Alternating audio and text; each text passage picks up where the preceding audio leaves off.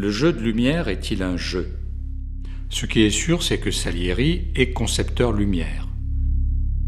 Certains le diront éclairagiste, et naturellement, le jeu n'est pas absent de la création. La mise en lumière, qu'elle soit pérenne ou éphémère, est pour lui une passion au service du contenu.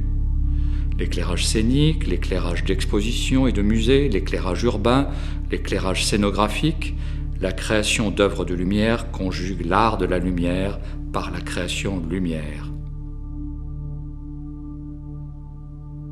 Le concepteur d'éclairage est-il un architecte lumière ?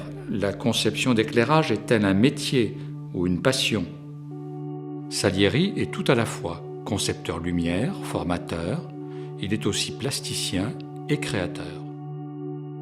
Depuis 1972, il éclaire des spectacles, des monuments, des musées, de la Joconde au Louvre, en passant par le musée de la Grande Guerre de Meaux, Nancy, Turin, Arles, Marseille, où il met en lumière expositions et collections permanentes.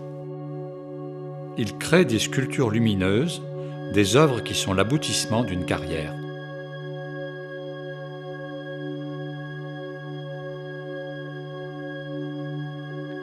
Salieri dit de la lumière, est-elle une matière ? Se travaille-t-elle ?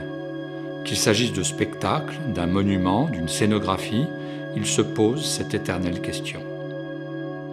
À propos des sculptures lumineuses, il confie encore « L'éclairage peut-il modifier la réalité ? Ou la réalité a-t-elle de multiples formes ? Ce que l'on voit est-il la réalité ?» Ces questions et les réponses que Salieri apporte dans la réalisation de ces objets lumineux sont autant d'exercices et de démonstrations d'un continuel problème métaphysique qui est au cœur du métier de l'artiste. Il laisse au fond entrevoir une réponse en montrant que parfois l'éclairage peut être une œuvre en soi. Salieri obéit simplement à la nécessité de revenir vers ce qui trame l'origine et l'écriture ou la composition de ces lumières, vers la sculpture insigne qui les hante et les spectres qui la traversent.